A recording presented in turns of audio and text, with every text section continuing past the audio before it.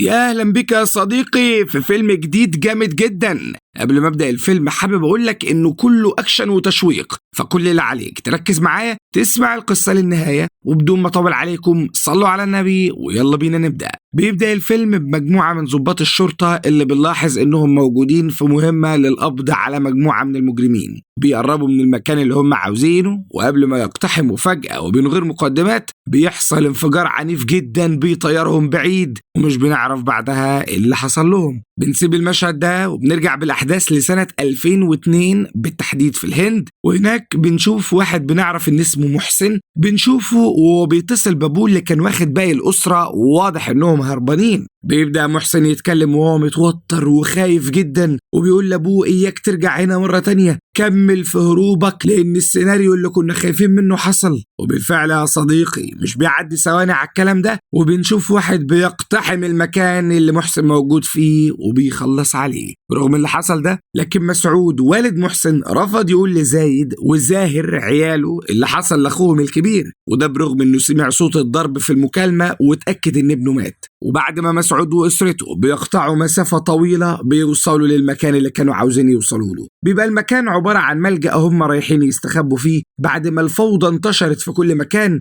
والإرهابيين كانوا مدورين القتل في الكل ومش بيفرقوا بين ست ولا راجل ولا طفل. ورغم انهم اعتقدوا ان الملجأ ده امان يا صديقي، بس للأسف في نفس اليوم اللي هم وصلوا فيه هناك بيحصل هجوم عنيف جدا على المكان، وهناك بنشوف الوش الحقيقي للإرهابيين اللي ما كانوش يعرفوا معنى الرحمة. دخلوا المكان واقتحموه واخدوا اوامر من الزعيم بتاعهم انهم يخلصوا على الكل، وحرفيا جابوا عليها وطيها وخلصوا على الرجالة وبعدها على الحريم والعيال الصغيرة. لكن في وسط المدعكة دي بنشوف محسن وهو بيتكلم مع زايد وبيقول له تستخبى هنا انت واخوك زاهر ومهما حصل، ولو المكان ده اتطربق على دماغنا اياكم تظهروا ابدا. وفعلا ورغم المذبحة اللي حصلت في المكان لكن زايد نفذ كلام ابوه وفضل مستخبي هو وزاهر لحد ما الحوار خلص، عشان زايد يخرج بعدها من المكان اللي استخبى فيه ويشوف مناظر اتحفرت في خياله، وده بعد ما لقى كل اللي في المكان مقتولين والمكان عبارة عن جحيم حرفيا والنار محوطاه من كل مكان.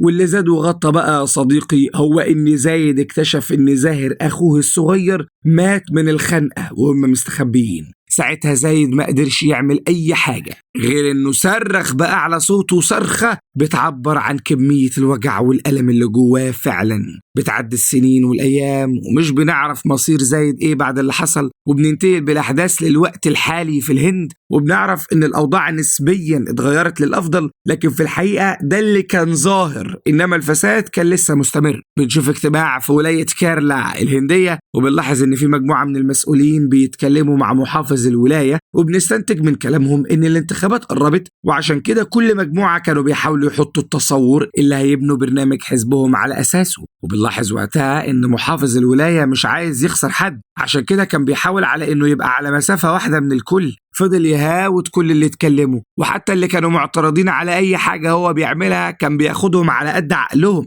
وبعد ما بيخلص اجتماعه معاهم بنتعرف على واحدة اسمها بيليا، ودي بقى يا صديقي مش بس كانت واحدة من أهم السياسيات اللي في الولاية، لكنها كمان كانت ناشطة في حقوق المرأة. بنعرف إنها بتنتمي لأهم حزب سياسي في الهند كلها، وبنعرف إن شعبيتها جامدة جدا وخصوصا وسط الستات لأنها دايما بتدافع عن حقوقهم. وفعلا بنشوفها وهي واقفة بتتكلم معاهم وبتقول لهم قد إيه دور المرأة في المجتمع الهندي والمجتمع العالمي في منتهى الأهمية. لكن ورغم كل أهمية الاجتماعات دي اللي بتحصل، لكن الحدث المنتظر في الهند كلها كان الاجتماع بتاع حزب EUF، واللي بنعرف إنه أكبر حزب سياسي في الهند، وده بقى غير إنه الحزب اللي معظم الهنود بينتخبوه وشعبيته جامدة جدا. عشان كده بعد ما زعيم الحزب بيوصل عشان يبدأ الكلمة بتاعته بنلاحظ إن كل الناس في الهند سواء اللي موجودين في الساحة اللي الخطاب هيتقال فيها أو الناس قدام الشاشات كله بيبقى مستني بفارغ الصبر وعاوز يعرف إيه اللي هيدور. بيبدأ زعيم الحزب يتكلم مع الناس ويقول لهم أنا بشكركم على دعمكم،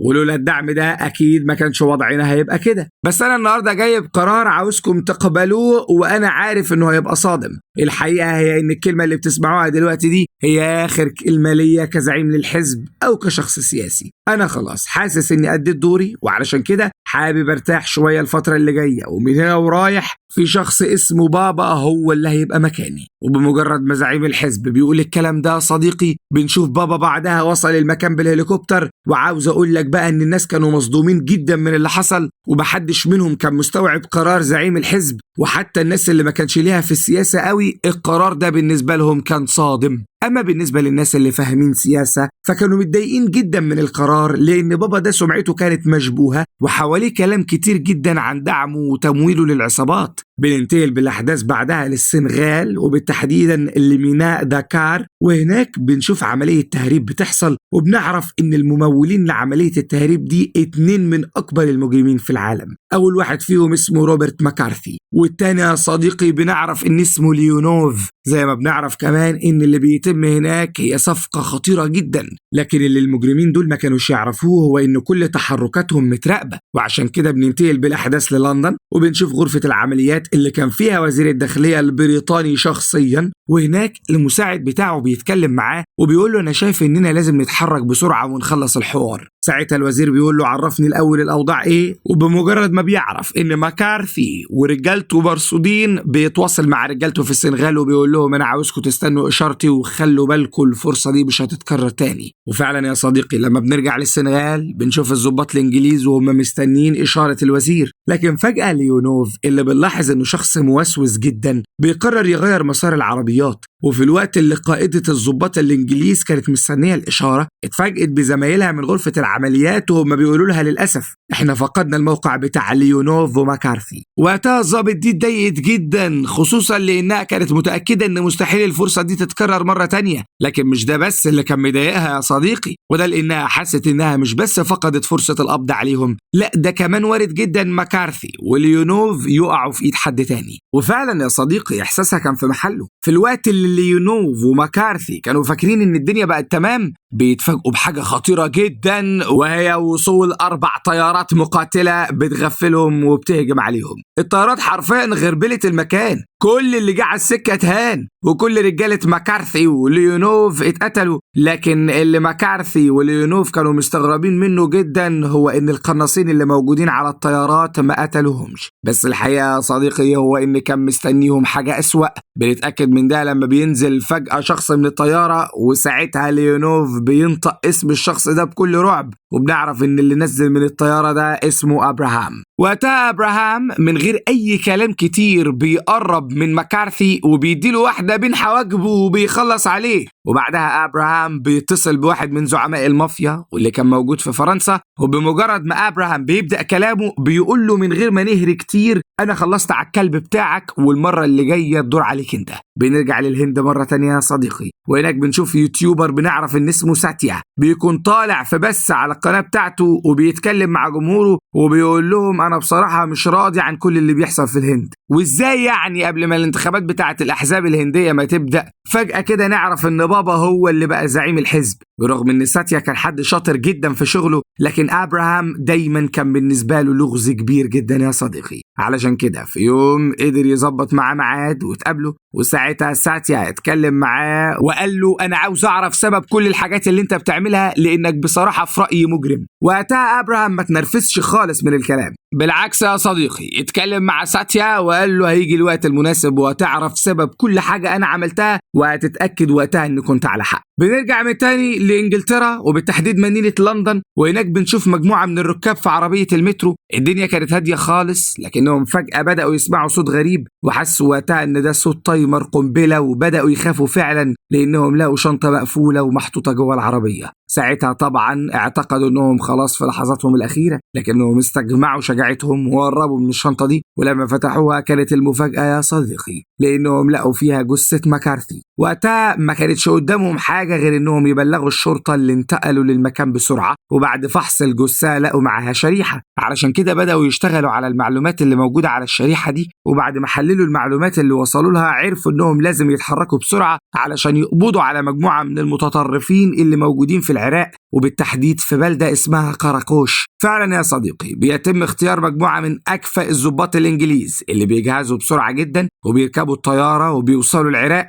وهناك بنشوف القائدة بتاعتهم اللي هي نفسها صديقي القائد اللي شفناها في أول مشهد من الفيلم، بتتكلم مع الضباط وبتقول لهم احنا مش جايين هنا نهزر، ولازم كل واحد مننا يقوم بدوره بنسبة 200% مش بس 100%، لأن الغلطة في العمليات الحساسة اللي زي دي بتبقى بفورة. بتوجه كلامها بعد كده للقناصين وبتقول لهم أنا عارفة مستوى كل واحد فيكم وواثقة إن المجموعة اللي معايا كلها من أفضل الضباط، لكني مش عاوزة أي حد يتصرف من دماغه. وفي نفس الوقت قائد غرفة العمليات في لندن بيتواصل مع القائدة وبيقول لها أنا كمان مش عاوزك تعملي أي حاجة من دماغك واستني تعليماتي. بنعرف يا صديقي إنهم راصدين أبراهام واللي كان موجود في العراق علشان يتقابل مع المجرم بتاع السنغال، وبعد انتظار من الضباط الإنجليز أبراهام بيوصل المكان وبيتقابل فعلا مع المجرم بتاع السنغال وبيبدأوا يتكلموا مع بعض. وعاوز أقول لك بقى يا صديقي إن قائدة المهمة كانت مبسوطة جدا من اللي بيحصل، لأنها كانت جاية أقصى طموحاتها تقضي على أبراهام، إنما دلوقتي هتقبض على أبراهام وعلى المجرم السنغالي، يعني الضربة هتبقى 2 في 1. وعلشان كده قائدة المهمة بدأت تطمع، اتواصلت مع الضباط اللي موجودين في غرفة القيادة في لندن وقالت لهم أنا بصراحة شايفة إن الوقت مناسب،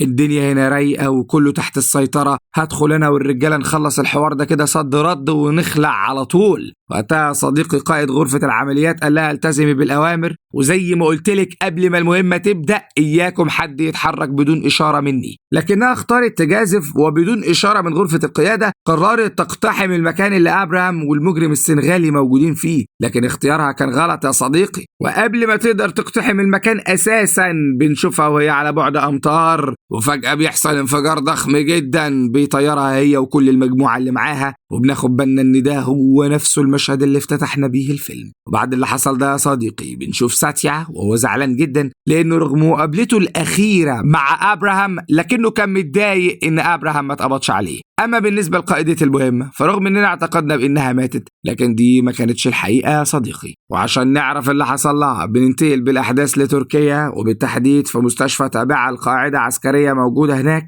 بنشوفها وهي مع قائد غرفه العمليات اللي بدا يتكلم معاها وقال لها انا صحيح مش طايقك ولا طايق اشوف وشك بسبب اللي عملتيه، لكني مبسوط انك رجعتي من المهمه بالسلامه. بس على العموم يا ست هانم المهمه دي كانت تقصير منك بنسبه 100%. اولا انك ما اشتغلتيش على المعلومات اللي المفروض تجمعيها قبل المهمه، ثانيا لانك ما نفذتيش الاوامر اثناء المهمه، وعلشان كده اعتبر ان دي كانت اخر مهمه ليكي في القوات الخاصه. وقبل ما يخرج من المكان بيوريها مجموعه من الصور اللي بتثبت تعامل ابراهام مع عدد كبير جدا من المجرمين، ولو كانت اشتغلت مظبوط اكيد كانت هتقدر توصل لمعلومات عنهم، والقبض وقتها على ابراهام كان هيبقى اسهل بكتير. وبعد اللي حصل ده بنرجع من تاني للهند، وهناك بنشوف الهند وهم حرفيا منقسمين، مجموعة كبيرة منهم شايفين ان ابراهام بيعمل الصح ومن الاخر يعني فدي الطريقة المناسبة حتى لو فيها شوية اجرام. بس في الوقت نفسه يا صديقي قطاع كبير من الهنود برضو كانوا شايفين ان ابراهام مجرم زي اي مجرم، ولان عدد كبير جدا من الهنود بيحبوا بيريا وبيحترموا كلامها فكانوا مستنيين اخر خطاب ليها قبل الانتخابات يا صديقي، وكانوا حابين يعرفوا رأيها في أبراهام وفي كل اللي بيحصل. وفعلا يا صديقي بيريا بتبدأ كلمتها وكل اللي موجودين في المكان بيبقوا ملهوفين علشان يسمعوا رأيها. بس وقتها بيريا بتتكلم مع كل الناس اللي قدامها وبتقول لهم أنا بصراحة مش جاية هنا علشان أقول رأيي في حد ولا زايد على أي حد، كل اللي عاوزاكم تعرفوه هو إن مفيش أغلى عندي من الهند. وعلشان كده وبعد معلومات وصلت لي خلال الفترة اللي فاتت أنا هختار إن أفضل على الحياد ومش هعلن تأييدي لشخص أو لموقف، وخلوا الأيام هي اللي تورينا مين الصح ومين الغلط. لكن وقبل ما تكمل كلامها يا صديقي بتحصل حاجة خطيرة جدا، وكل اللي موجودين في المكان بيتفاجئوا بهجوم مجموعة من الملثمين. وقتها طبعا محدش بيبقى قادر يعرف سبب الهجوم، ولا لو الملثمين دول هجموا على بيريا وعاوزين يخلصوا عليها، ولا حد غيرها هو المستهدف. وده طبعا غير سؤال مهم جدا يا صديقي، وهو هل الملثمين دول تبع ابراهام ولا ضده؟ وقتها كل اللي موجودين بيخلعوا على الغابة، والكل بيبقى فعلا خايف ما عدا واحد كان في منتهى الشجاعة رغم انه لوحده، لكنه قرر يدافع عن بيريا. فعلا يا صديقي قدر يهربها، حاول يستخبى من المجرمين اللي هجموا على المكان، بس للأسف قدروا يوصلوا له وكانوا هيخلصوا عليه، نشنوا عليه بالمسدس. بس قبل ما يتقتل بنعرف إجابة السؤال يا صديقي، بنتأكد إن اللي هجموا على المكان دول مش تبع أبراهام ولا حاجة. وده يا صديقي لأن أبراهام شخصيا بيوصل للمكان وبيقرر إن كل الأخصام هتتهان، وقبل ما المجرمين يعملوا أي حاجة بيتفاجئوا إن الليزر بتاع القناصة التابعين لأبراهام متوجه عليهم، وكل واحد منهم بيتأكد إنه لو عمل أي نمرة هيتقتل. لكن من إمتى أبراهام بيتحمى في رجالته؟ وعلشان كده ولا شغل باله بكل اللي موجودين، وقرب من الملثمين وخلص على أول واحد فيهم، وبعدها بيقرر يصور فيلم أكشن مع المجرمين وبيشاور لهم علشان يبدأوا قتال ضده. بنكتشف وقتها صديقي إن أبراهام مش كاريزما كده وخلاص، لكنه مقاتل من تراث فريد، واصحى معايا عشان اللي جاي جديد. بيدور الضرب في كل اللي حواليه، واللي بيفكر نفسه حاجة كان بيديه، لحد ما ظبط معاهم اللقطة كلهم وعرفهم إنه عمهم. طبعا يا صديقي بيريا كانت بتتفرج على كل اللي بيحصل ده وهي حرفيا متنحة ومش مصدقة نفسها. وبما إن آخر مرة شفنا فيها أبراهام كان في قراقوش يوم المهمة بتاعة العراق، فمحتاجين نرجع لليوم ده تاني عشان نعرف إيه اللي حصل. بنرجع بالأحداث يا صديقي وبنشوف أبراهام وهو بيتكلم مع المجرم السنغالي وبيقول له خلي بالك أنا علمت على مكارثي، بس قبل ما أقتله عرفت إنك خاين، ورغم إننا كنا متحدين في البداية عشان نقضي على المجرمين لكنك خنت. وبمجرد ما أبراهام بيقول كده رجالته بيمسكوا رجالة المجرم السنغالي وبيعدموهم العافية، وقبل ما أبراهام يمشي من المكان بيخلص على السنغالي وبيخلع. وعشان المساعد بتاع أبراهام يضمن إنهم يخلعوا من المكان من غير مشاكل بيحطوا قنبلتين من نوع خطير جدا، وده بيفسر لنا يا صديقي سبب الانفجار اللي حصل وقت ما القائدة الإنجليزية حاولت تقتحم المكان. بنرجع من تاني للوقت الحالي وبنشوف الشرطة الهندية وهم في موقف سخيف جدا، وده يا صديقي لأن ظهور أبراهام وإنقاذه لبيريا خلاهم يبانوا مش مسيطرين خالص. وبعد ما الموقف ده بيعدي أبراهام بيبعت جواب لبيريا وبيقول لها أنا عارف إنك دلوقتي مشتتة وحيرتك زايدة، بس أنا بعت لك الجواب ده عشان أقضي على حيرتك. لازم تكوني عارفة إن كل الأحزاب السياسية والهندية اللي على الساحة دلوقتي بنوا كل أحزابهم دي على الخيانة والغدر والدم، وفي الوقت المناسب هتعرفي كل حاجة. لكن اللي أقدر أقوله لك دلوقتي إن حزب EUF هو أكبر حزب فاسد في الهند. وطبعا يا صديقي الكلام اللي موجود في الجواب ده بيبقى صدمة كبيرة جدا بالنسبة لبيريا،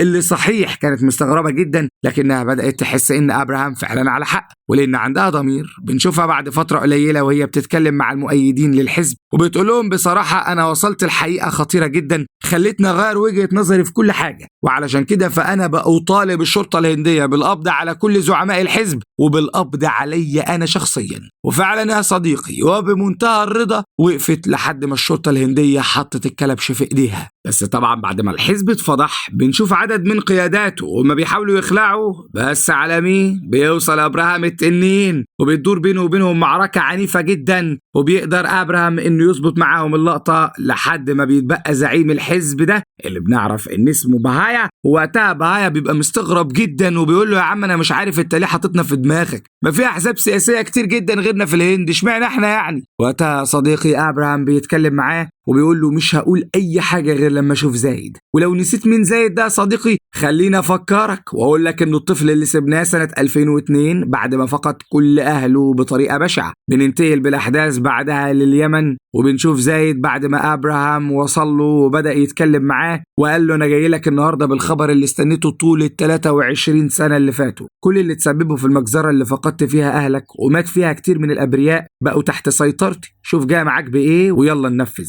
وعلشان نعرف ازاي زايد وابراهام اتقابلوا من البدايه يا صديقي بنعرف ان بعد اللي حصل زايد هرب على باكستان وهناك اتقابل مع أبراهام اللي بعد ما سمع قصته تعاطف معاه وفضل يجهزه طول السنين اللي فاتت لليوم ده. وعلشان كده لما بنشوف أبراهام بعدها وهو بيهجم على المجرمين اللي عملوا المجزرة دي بقيادة بهايا، بنتفاجئ إنه المرة دي مش لوحده لكن زايد موجود معاه. وفعلا يا صديقي بيهجموا هما الاتنين بمنتهى العنف على كل اللي في المكان وبيغربلوهم، وبنشوف إن رباية أبراهام لزايد نفعت فعلا، وهما الاتنين كانوا عاملين دويتو قتال من اللي هو. وبعد ما فتقوا كل رجالة بهايا ما تبقاش غيره، وساعتها أبراهام قال لزايد أنا مش هحرمك من اللحظة دي. وساعتها زايد أخد البندقية وفرتكه. ورغم إن أبراهام خلص على بهايا، لكنه لما عرف إن لسه في واحد متبقي من اللي نفذوا الحوار فجر بيه الهليكوبتر بتاعه. وحتى خارج حدود الهند شفنا رجالة أبراهام وهم في بلاد تانية كتير، وكل ما كانوا بيوصلوا لأي مجرم شارك في قتل الأبرياء كانوا بيخيطوه. هنا بيخلص فيلمنا، فما تنساش بقى لو الفيلم عجبك تحط لايك وتسيب كومنت جميل وتشترك في القناة وتفعل زر الجرس عشان يوصلك كل جديد.